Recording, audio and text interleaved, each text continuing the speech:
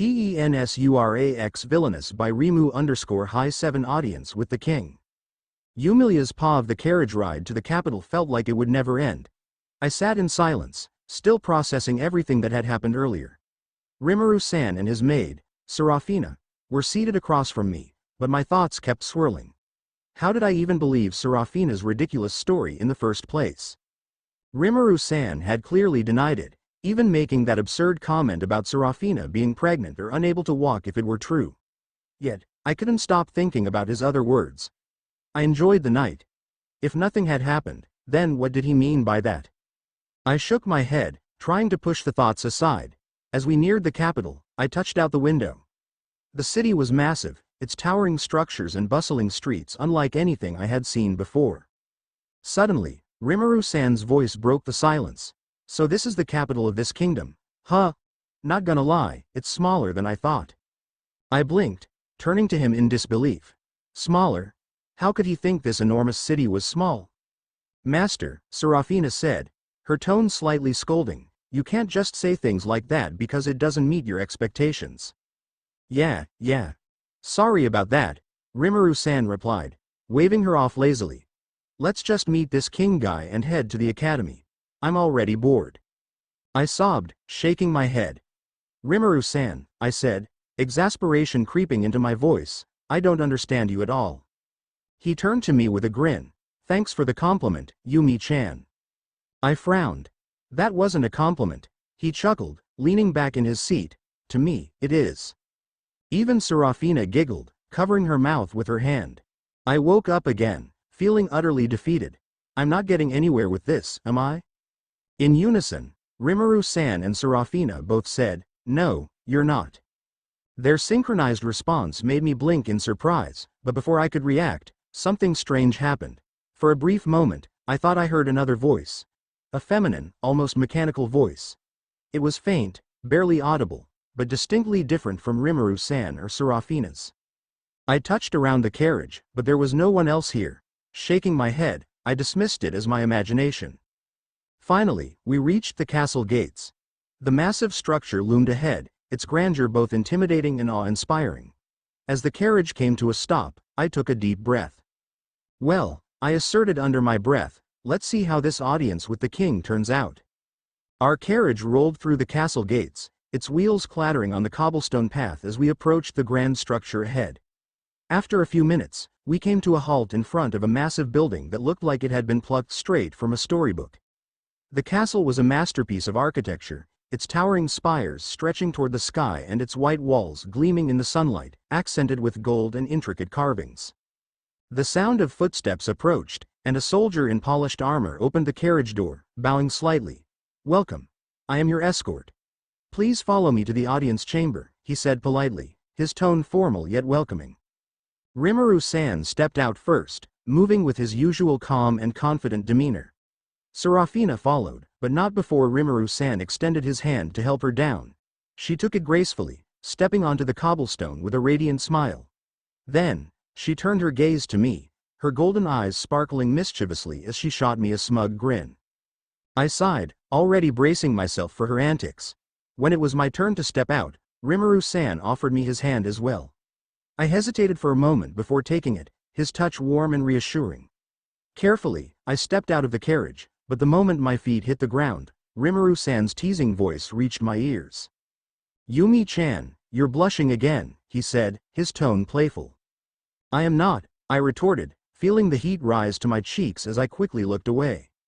He chuckled softly. Yaa, you're not, my apologies. I glanced back at him, feeling a mix of embarrassment and annoyance. For some reason, his hand felt incredibly smooth and warm, almost like silk. I quickly shook off the thought and focused on the soldier who was waiting for us. Please follow me, the soldier said, gesturing toward the castle's grand entrance. We nodded and began to walk behind him. As we stepped inside, I couldn't help but be awestruck. The castle's interior was breathtaking. The floors were made of polished marble, shimmering under the light of massive crystal chandeliers hanging from the ceiling.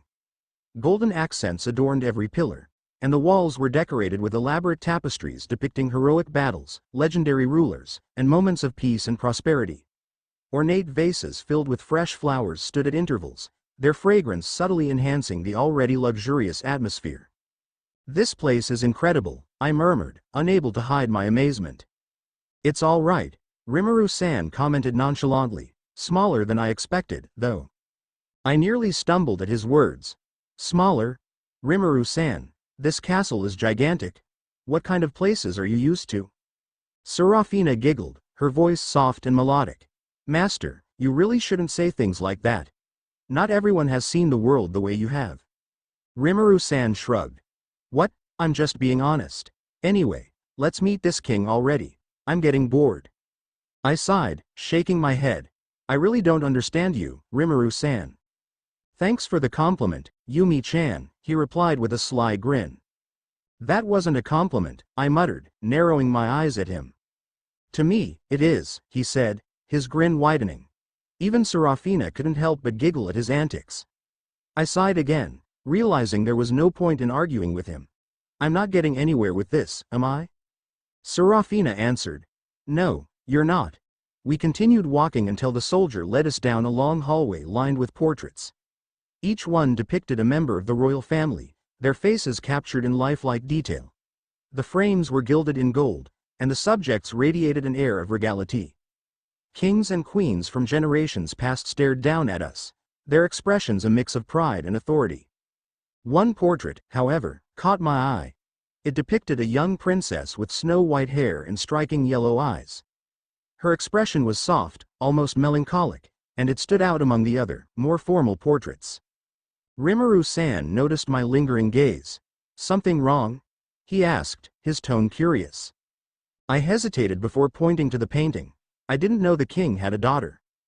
The soldier glanced back at us and nodded. "Ah, that would be Princess Ilaria, His Majesty's youngest child. She's just a year younger than the second Crown Prince Edwin." "Princess Ilaria," I repeated, staring at the portrait. There was something about her that felt different. Rimuru-san tilted his head slightly. "Interesting. Well, shall we move on?" I nodded, though my mind was still fixated on the painting. "Yes, let's." The soldier resumed leading us down the hallway, and I tried to shake off the strange feeling that lingered. Everything about this world felt slightly different from what I remembered in the game, and the presence of Rimuru-san and Serafina only made it more unpredictable. I sighed, dismissing the thoughts for now. Before long, we reached the grand double doors leading to the audience chamber. My heart pounded, a mix of anticipation and anxiety swirling inside me. Whatever awaited us beyond these doors, it was bound to be anything but ordinary. The soldier stepped forward and opened the massive doors, their creak echoing through the grand hall. He stepped in first, his polished armor catching the golden light of the elaborate chandeliers above. Stopping just inside, he announced in a loud, clear voice. "Lord Rimuru Tempest and Lady Yumilliadolkness have arrived." The room, a sea of nobles adorned in lavish attire, fell silent. For a heartbeat, the air was still, heavy with curiosity and expectation. Then, as though a dam had broken, whispers erupted like a storm, rippling across the room. "Did he say Rimuru Tempest? The rumored level 100? Impossible. Level 100 is a myth. No human has ever achieved such strength. And look at him. His presence alone is terrifying. Those golden eyes, that jet black hair, doesn't he resemble the descriptions of the demon lord from the ancient texts?" My gaze flickered to Rimuru-san. He walked with a calm yet commanding presence, his every step exuding confidence. His golden eyes scanned the room, seemingly amused by the whispers. "And Lady Yumilliadolkness, isn't she the one said to have reached level 99? Such power is unheard of for someone her age." "Indeed, and her black hair. It's as dark as the night sky. Doesn't that make her a demon queen? What are the odds that two individuals with such uncanny appearances and reputations would travel together? No wonder the Dolkness family rose in prominence so quickly. They have a prodigy. But Rimuru Tempest, his family is second only to the royal family in power. Do you think they're related?" "They can't be. The Dolkness family is tied to shadows and secrecy, while the Tempest family is all about dominance and authority. Yet, they look so alike." "Maybe it's fate," one noblewoman whispered, her voice tinged with awe. The whispers didn't stop there. As Serafina stepped in behind us, Her presence brought another wave of murmurs. That woman, her aura is unsettling. Could she be from the Nove clan? The Nove clan? The ones who serve only the Tempest family? Yes, the very same. I thought they were just a legend, but seeing her, she fits every description. The Nove clan is said to be terrifyingly loyal. Didn't a butler from their clan once kill 1,000 soldiers just because his master's son lost an arm in battle?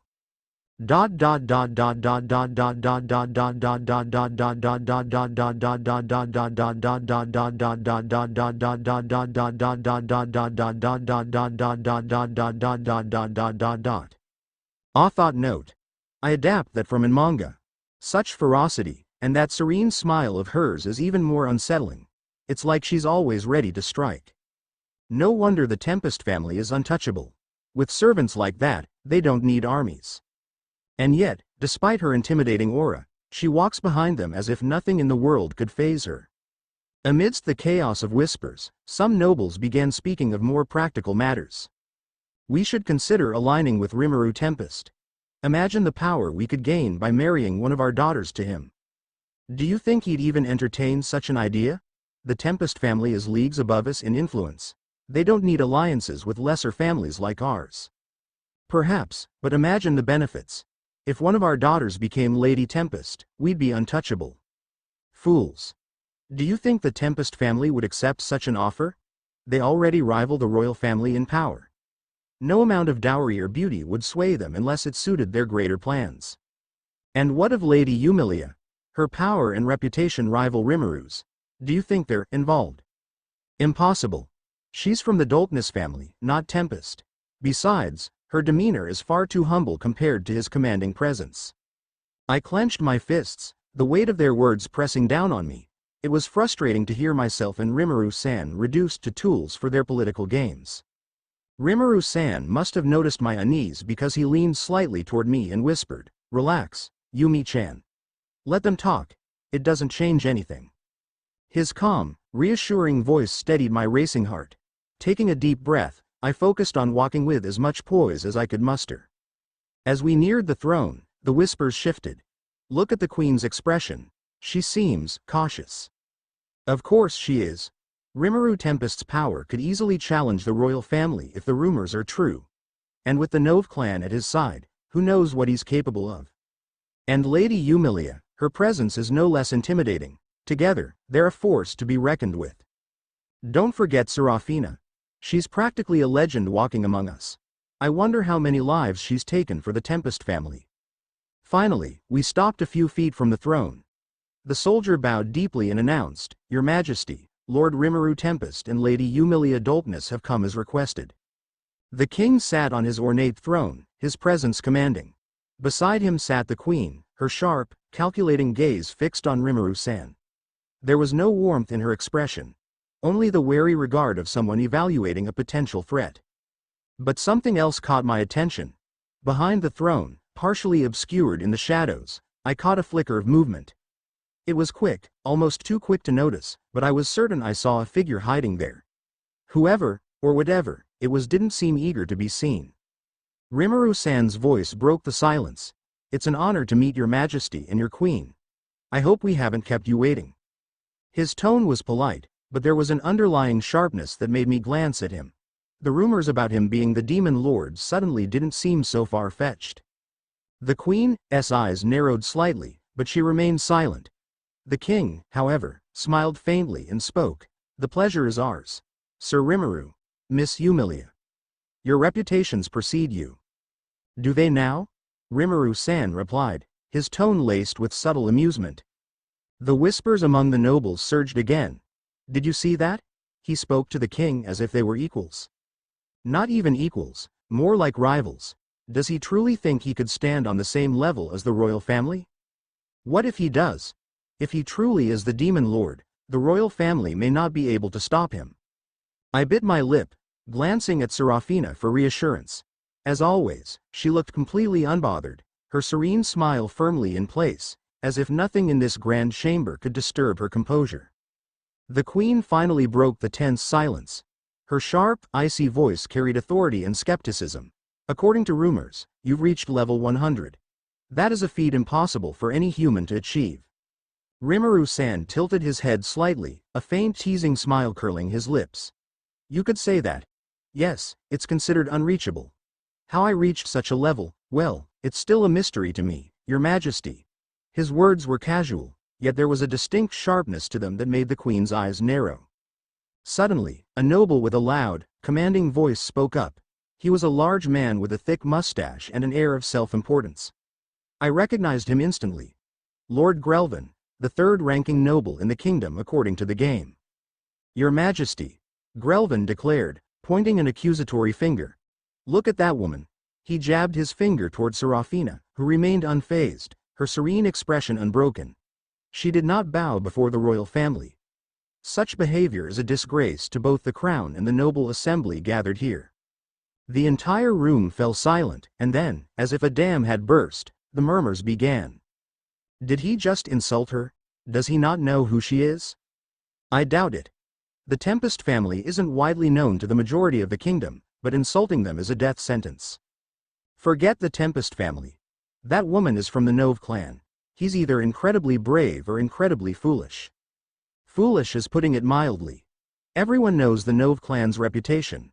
They're fiercely loyal to the Tempest family and have more power in a single servant than most armies. Did you hear the story about the butler? Yes. And this Lord Grelvan dares to speak against them? The murmurs grew louder, filling the room with a mixture of shock and awe. He must not know who they are. Well, ignorance is no excuse. He's practically signed his own death warrant. True, but the Tempest family remains an enigma to most of the kingdom. Their isolation might explain why someone as highly ranked as Grelvan would dare to act so boldly. Still, to publicly challenge them, he's a fool. Rimuru-san sighed softly, the sound cutting through the growing noise. With a calm, almost tired tone, he addressed the room. I'm sorry if this has caused a misunderstanding, but Serafina does not need to bow to anyone. The room went completely silent, every noble frozen in shock. Even I couldn't suppress my surprise, my eyes widening as I turned to Rimuru-san. The whispers resumed, louder and more frantic this time. Did you hear that? He said she doesn't need to bow to anyone? Such arrogance. Does he think himself above the royal family? No, this isn't arrogance. This is confidence, and it's terrifying.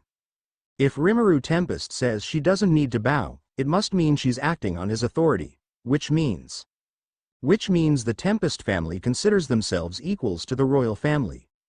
Not just equals. If the rumors about his power are true, they may even see themselves as superior. And he said it so casually, as if it's the most natural thing in the world. Graelvan's face twisted in indignation. Preposterous. No one is above the royal family, he bellowed, his voice echoing through the grand chamber like a clap of thunder. Rimuru-san let out a soft sigh, a sound that somehow felt heavier than Graelvan's roar. Without turning fully, he turned at Serafina and said in a calm yet authoritative tone, Serafina, explain to him. You have my permission to speak freely. Serafina bowed her head slightly, as you wish, my lord. Then she turned her piercing gaze directly toward Grelvan, her serene smile fading into an expression of icy resolution. Her voice, calm but unwavering, echoed through the room. I am Serafina Nova. As a member of the Nova clan, we do not bow to anyone, noble, king, demon, or god. It does not matter who they are or what title they bear. The Nova clans bow only to our master. In my case, that master is Lord Rimuru Tempest. A heavy silence fell over the room, followed immediately by an eruption of whispers. She truly is from the Nova clan. Her loyalty to the Tempest family is absolute. Did you hear the conviction in her voice? I can't believe it, a maid who openly declares she wouldn't bow to the king himself. That's the Nova clan for you. They've always been this way. Their loyalty isn't just a rumor, it's their creed. They say that in the past, a Nova clan butler wiped out an army of 1,000 because his master's son lost an arm. I didn't believe it until now. To think Rimuru Tempest commands such loyalty, it's terrifying. I don't think Graelvan realizes how lucky he is to still be breathing. If Serafina had wanted to, she could have ended him right here and now. I sobbed softly, my thoughts spiraling. Rimuru-san and Serafina, their confidence, their presence, it was unthinkable. I couldn't help but wonder how I was supposed to apologize to the king for what had happened at the academy when they carried themselves like this. Just as I was lost in thought, Graelvin's face turned a furious shade of red. His pride was clearly wounded, and he spat, "How dare a mere maid look directly into my eyes? Know your place, you." Before he could finish his sentence, two voices cut him off in perfect unison. "Know your place, Graelvin." The words reverberated through the chamber like a hammer striking an anvil. One voice belongs to the king, his tone sharp and authoritative. The other belongs to Rimuru-san, his voice calm but laced with a fury that sent chills down my spine. I froze, my eyes widening as I turned to Rimuru-san. I had never heard him sound like that before, cold, commanding, and undeniably angry. The air around him seemed to grow heavier, as if the very atmosphere was bending under the weight of his displeasure. The king, too, looked imposing, his gaze fixed firmly on Graelvin. It was clear he shared the same thoughts as Rimuru-san. The queen, on the other hand, giggled softly, her laughter cutting through the tension like a knife. It wasn't mocking, but it held a strange amusement, as if she found the entire situation entertaining. The nobles erupted into murmurs again, their voices a mixture of awe and fear. "Did you hear that?" Rimuru Tempest and the king said the exact same thing. "They're completely in sync. It's as if they're equals in authority. Graelvin deserves this. He dared to insult a Nova clan member and challenge the Tempest family. He's lucky he wasn't struck down where he stood." Rimuru Tempest's anger, "It's afraid. I never thought I'd see someone speak like that in the presence of the royal family. The king himself seems to support him. This just proves how powerful the Tempest family truly is. Graelvin should be grateful. If this were anyone else, he'd be dead already." Graelvin stumbled back, his face pale as he realized the gravity of his mistake. His mouth opened and closed as if he wanted to say something, but no words came out. Rimuru-san finally broke the silence, his voice calm but firm. "Let me make this clear. The Nova clan does not follow your rules or your hierarchy. Their loyalty is mine. And she belongs to me and mine alone. Serafina owes no one here an apology. Not you, not the royal family, not anyone. Even God." The room was dead silent, the weight of his words hanging heavy in the air. Even I couldn't help but be surprised by how boldly he spoke, but I couldn't deny the truth in his words. Rimuru-san carried himself with the confidence of someone who knew exactly who he was and what he stood for. The king's expression remained unreadable, but there was a glint of approval in his eyes.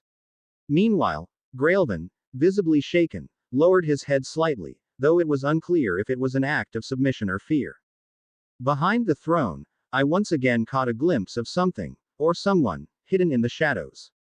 The sight sent a chill down my spine, but I didn't dare let my unease show.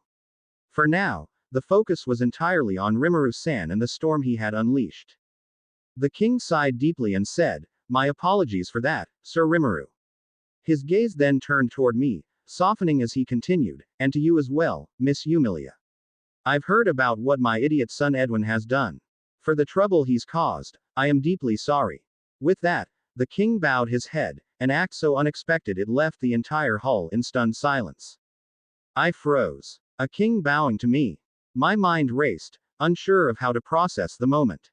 I wasn't like Rimuru-san or Serafina, who exuded confidence so effortlessly. The weight of everyone's gazes fell on me, making me acutely aware of my every movement. Quickly, I bowed in return. "No, Your Majesty, there's nothing for you to apologize for," I said hurriedly, my voice barely steady. As I straightened up, I noticed Rimuru-san watching me with a soft, almost teasing smile. I frowned, feeling self-conscious under his gaze. "What?" I asked, narrowing my eyes. "Why are you smiling at me like that?" Rimuru chuckled lightly, the corners of his mouth quirking up as he turned his head away. "Nothing. Nothing at all," he said with a faintly amused tone. From behind us, Serafina giggled softly, her expression calm but her amusement clear.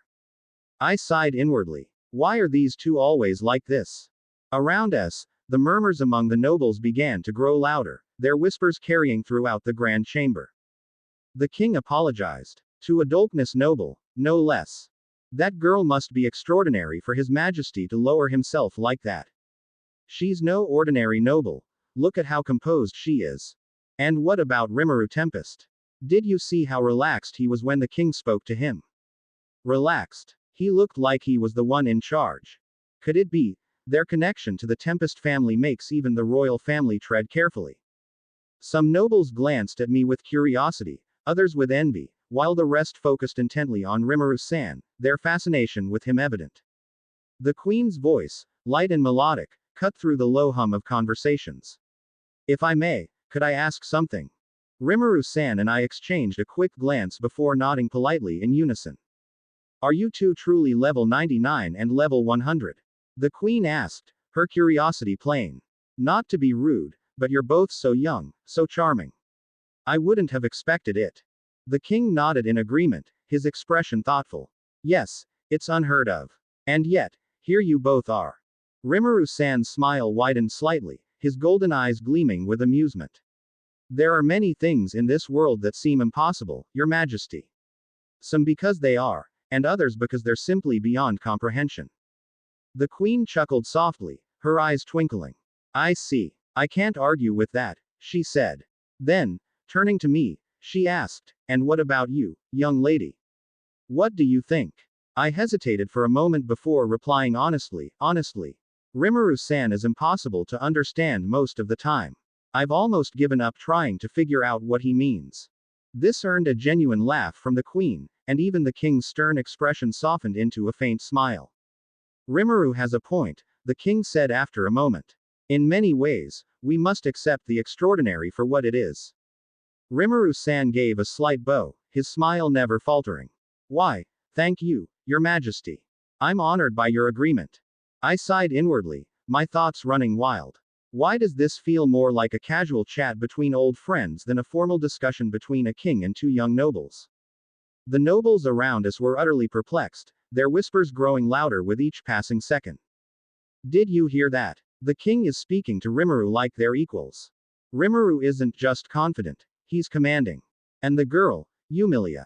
She must have more influence than we realize for the king to apologize to her so sincerely.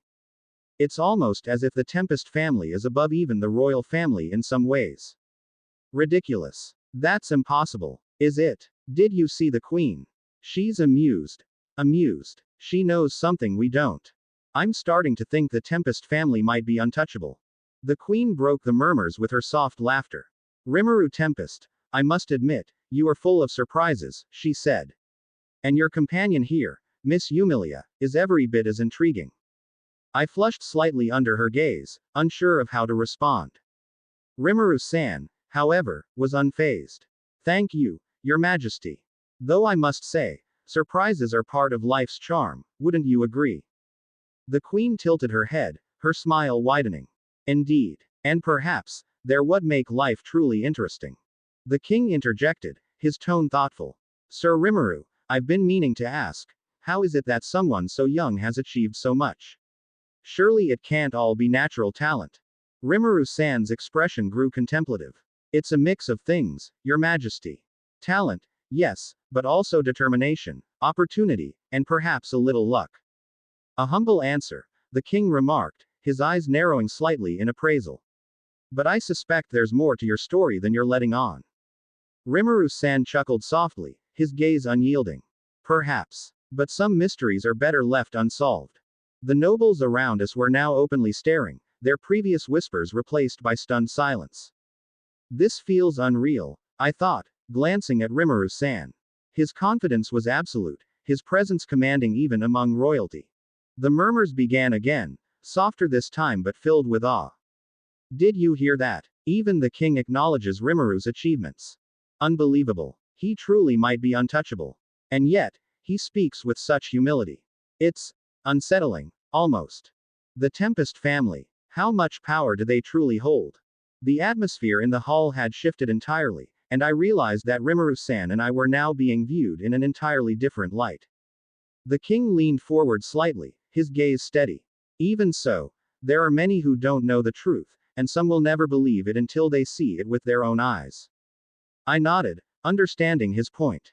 Beside me, Rimuru-san appeared thoughtful for a moment before a playful smile crossed his face. So, Your Majesty, you want to test us, is that it? The room went silent, and a collective gasp spread through the nobles. The king chuckled lightly and said, "Absolutely. I wish to confirm your levels and show everyone here that what they've heard is indeed true." His eyes scanned the room before returning to us. "Would that be all right with the two of you?" I met his gaze and replied calmly, "I have no complaints, Your Majesty." Rimuru-san's smile widened as he crossed his arms casually. "That sounds interesting. Sure. I'd love to. It's been a while since I've had some fun." The nobles erupted into whispers, the tension in the room palpable. "Did you hear that? They're going to prove their levels. This is unprecedented. The strongest knight in the kingdom versus these two. Can a level 99 or 100 truly be that different from us? Isn't the gap smaller than we think?" I'm not sure, but the confidence in their voices, did you see Rimuru's smirk? It's unsettling. I can't wait to see what happens next. The king raised a hand to silence the murmurs, then turned to a man with fiery red hair standing nearby. "If you may," he said, gesturing toward the man. I felt a chill run down my spine. I recognized him immediately. According to the game I'd played in my past life, this man was Adolf, the strongest knight in the entire kingdom. If I remembered correctly, his level was 60, the highest among the knights. Adolf stood and unsheathed his sword, the polished blade gleaming under the grand hall's lights. His presence alone silenced the room, his aura radiating strength and command. He stepped forward slowly, each step heavy with purpose. "This," the king announced, his voice booming, "is Adolf, the strongest knight in our kingdom. He will test your strength." Adolf turned toward me, his sharp eyes sizing me up. For a moment, everything was still. Then, without warning, he charged at me. To an untrained eye, it would seem as though he had vanished, his movements almost teleport-like in speed. But for me, his movements were slow, far too slow. What should I do? I thought quickly. Stop his blade. Avoid it. The best move. As his sword approached my neck, I made my decision. I bowed. The blade whizzed past me harmlessly, missing its mark completely. Adolf stumbled slightly, his eyes wide in disbelief. The entire room gasped, frozen in shock. From behind me, I heard the sound of applause.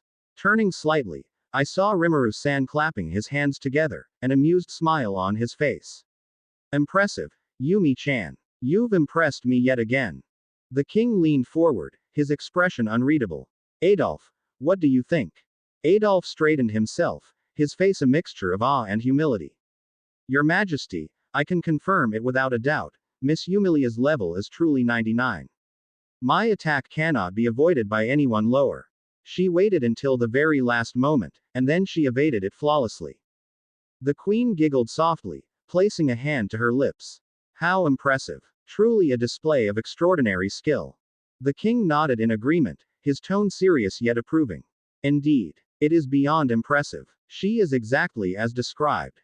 The nobles, however, were far less composed, their reactions ranging from awe to disbelief. She dodged Adolf's attack like it was nothing. I didn't even see her move. One moment, the blade was at her neck, and the next, she was gone. How is that possible? Adolf is level 60. He's a monster in his own right. Is this the true difference between a level 60 and a level 99? It's frightening. She didn't even draw a weapon. But Rimuru, did you see his expression? He didn't look surprised at all. It's as if he knew this would happen. Of course he knew. He's level 100. To him, this was probably child's play. This changes everything. The Tempest family, they aren't just nobles. They're untouchable. I'm starting to think they might even rival the royal family in power. I glanced at Rimuru-san, who seemed completely unfazed by the uproar around us.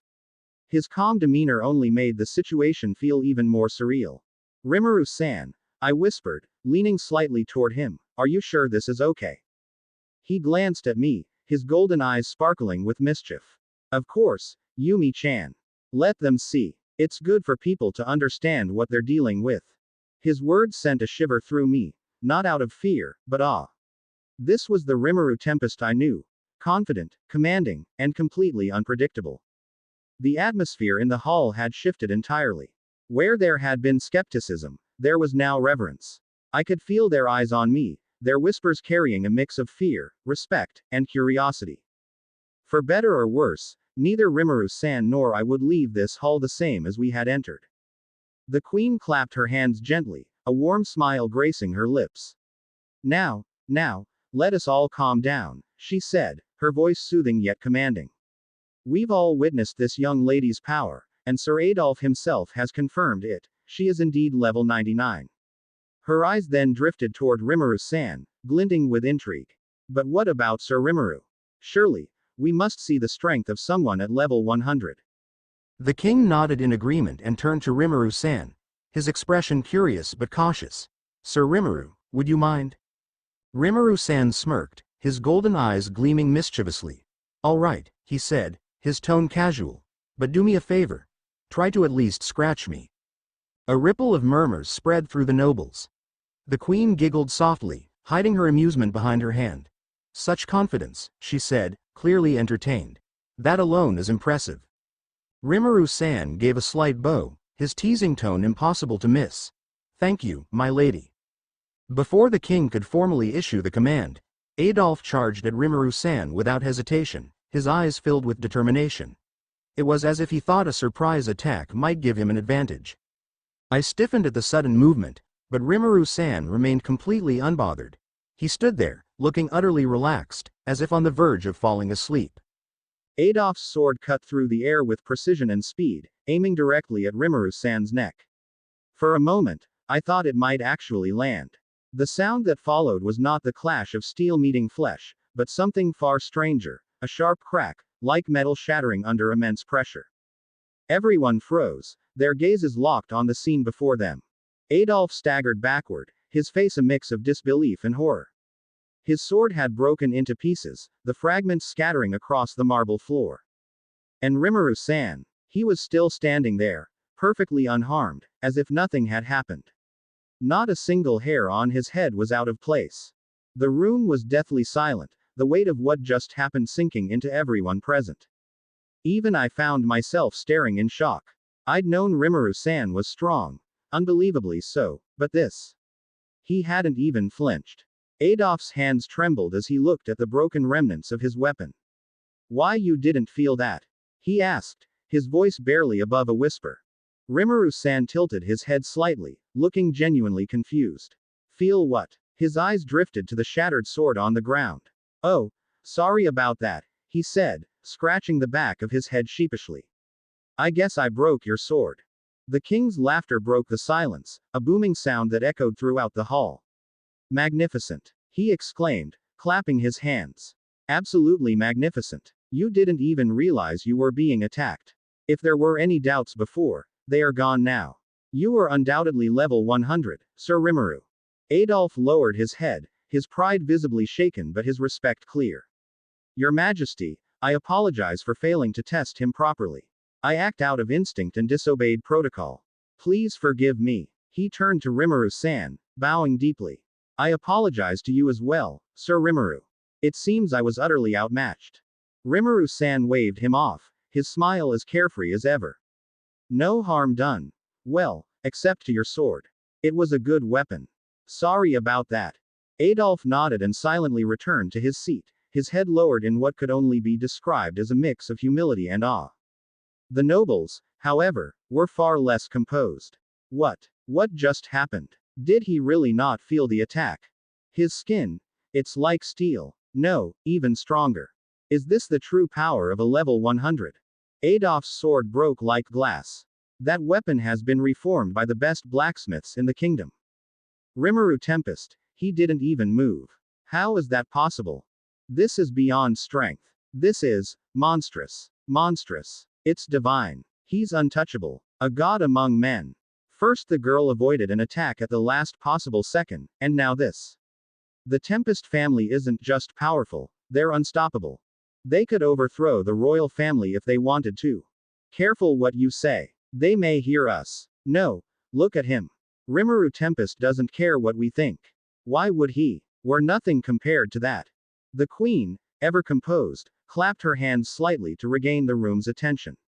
Now, let us not be carried away, she said, though her voice carried a note of awe she couldn't fully mask.